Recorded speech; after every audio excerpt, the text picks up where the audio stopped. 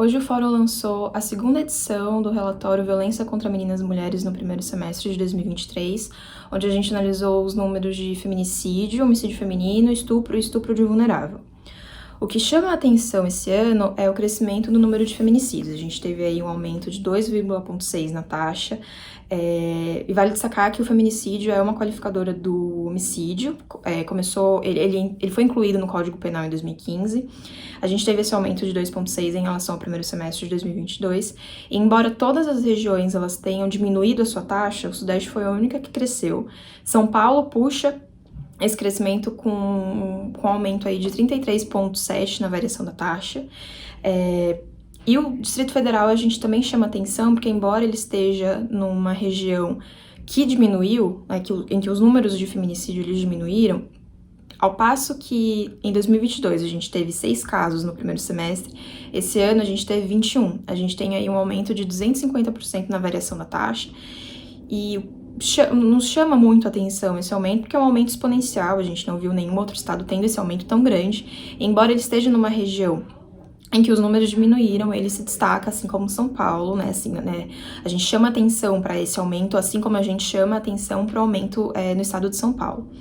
Em relação aos estupros e estupros de vulnerável, a gente teve aí um aumento de 14,9, foram mais ou menos 8 estupros por minuto no Brasil, que dá mais de 34 mil casos, é a maior variação, é o maior número absoluto desde que a série foi iniciada, em 2019.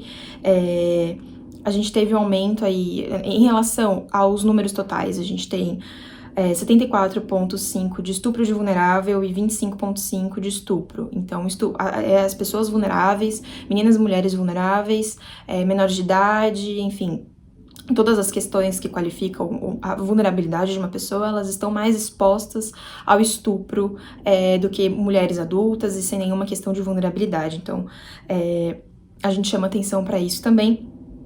E outra questão em relação ao feminicídio é que só 11% das vítimas tinham medida protetiva de urgência quando elas foram assassinadas. Então, a gente precisa investir mais na divulgação das MPUs, elas precisam ser melhores direcionadas a essas mulheres, e inclusive as mulheres que têm MPU, elas precisam ser melhor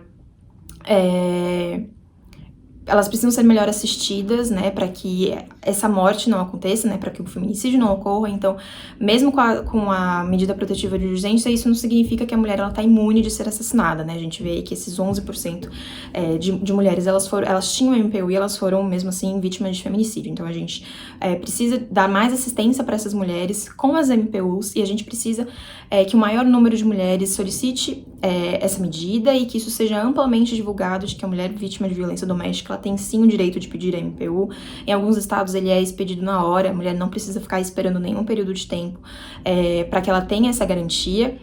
E elas precisam ser muito bem verificadas, elas precisam ser muito bem acompanhadas, porque em última instância, é a vida dessa mulher que está em jogo. Então, mesmo com a MPU, isso não garante que ela seja imunizada de ser assassinada. Justamente por isso que o Estado ele precisa, com as polícias militares, investir mais na vigilância dessa mulher, no acompanhamento da medida protetiva dessa mulher, para que ela não seja vítima de um atentado, de um crime contra a vida, como a gente viu com esses 11% de mulheres que, mesmo com a MPU, foram vítimas de feminicídio.